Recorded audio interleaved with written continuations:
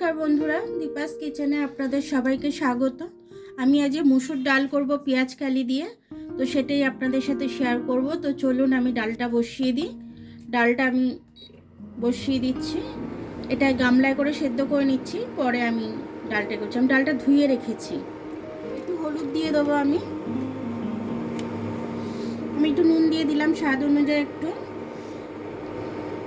ডালটা একটু নেড়ে দিচ্ছি আমি।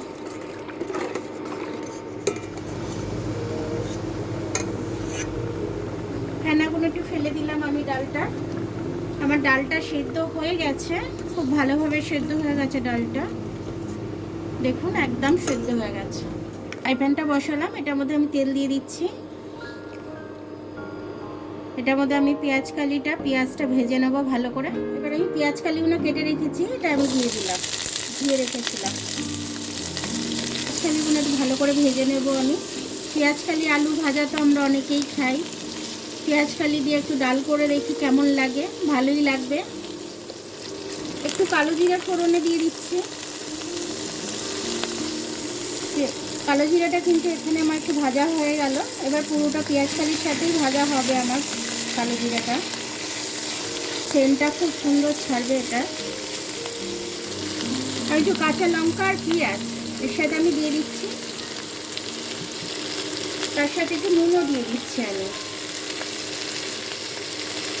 ওই সবগুলো একসাথে ভেজে নেবো আমি। এটা একটু খুব ভালোভাবে আমি ভেজে নেবো, একদম যেরকম আমরা ভাজা খাই ঠিক সেরকমভাবেই ভেজে নেব। একটু হলুদ দিয়ে দিই, ডালেতে একটু হলুদ দিয়েছি, এটাতে একটু হলুদ দিয়ে দিই।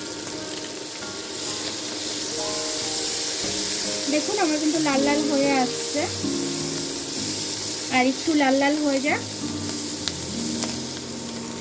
দেখুন এটা কিন্তু আমার সম্পূর্ণভাবে ভাজা হয়ে গেছে। আমি ডালটা এর মধ্যেই সাজলে দিতে পারি, কিন্তু এর মধ্যে আমি সাজলাবো না। ডালটা যেহেতু এখানে করেছি আমি, এর মধ্যেই আমি ডালের মধ্যে দিয়ে দিচ্ছি। এটার মধ্যে একটু টকবক করে ফুটে গেলে এটাকে আমরা নামিয়ে নেব। দেখুন আমার ডালটা কিন্তু ফুটে গেছে। ডালটা খেতে কিন্তু খুব টেস্টি হবে। অবশ্যই এরকমভাবে সিম্পলভাবে একদিন ডালটা করে খাবেন আপনারা, করে খেয়ে কমেন্টস করে আমাকে জানাবেন যে ডালটা আপনাদের কেমন লাগলো। তো আমার ভিডিওটা দেখার জন্য অনেক অনেক ধন্যবাদ। আমার ভিডিওটা যদি আপনাদের পছন্দ হয়, লাইক সাবস্ক্রাইব বেল আইকনটা একটু টিপে দেবেন।